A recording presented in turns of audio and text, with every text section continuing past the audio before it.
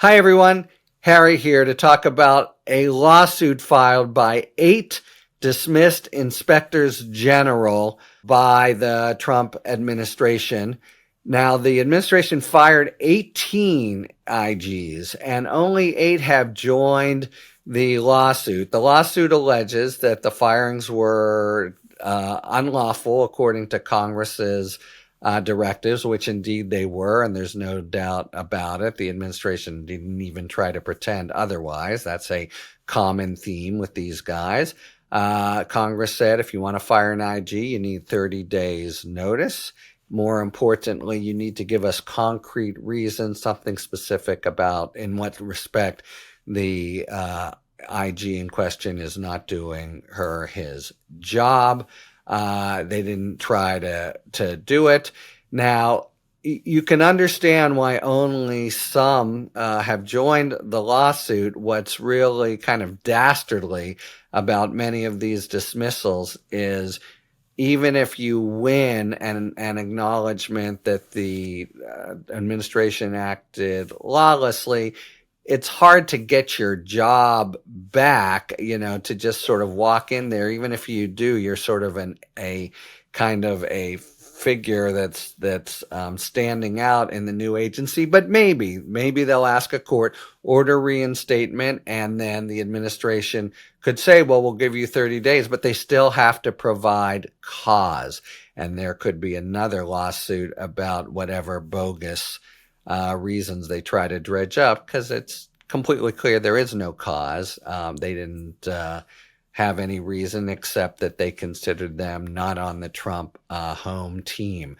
By the way, a similar illustration of the basic contempt that Trump has for oversight in the government and his efforts to totally smother it happened just yesterday with the Inspector General for USAID. That happened because the Inspector General said, we can't monitor the distribution of $8.2 billion in humanitarian funds because he's dismantled the entire agency. There's nothing we can do. Certainly an important point. Congress ought to be interested. Trump administration response, fire the IG, again with no warning and no cause, just to do it to just prevent and totally disable any oversight. And we're talking in all these cases, but here's a very vivid example: the foreign aid money, which is less than 1% of our overall budget, but really important for the U.S.'s standing in the world, but they are just getting rid of it anyway. You do not want that subject to possible fraudulent distribution. That's what IGs are doing there, so they've just fired him as well.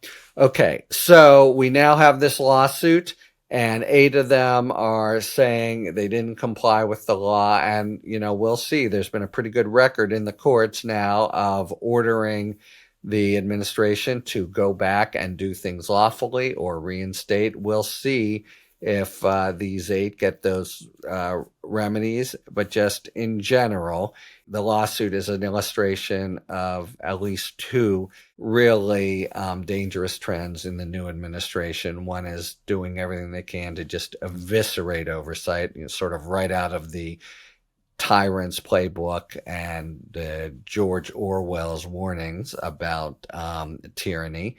And then second, not even an effort to comply with the law, just a daring the courts to force them to comply. And I guess I'd say a third trend as it concerns all these administration, executive branch employees, which is it's ruinous and totally expensive for them, even if they sue successfully, which I think is illustrated by the fact that only 8 of the 18 are doing it. Still, if they prevail, that may apply to the other 10. It's another strong pushback by lawyers who are sort of stepping up to be a coalition of the willing, and so far with good results in the district courts when faced with flagrant examples of Trump administration lawlessness.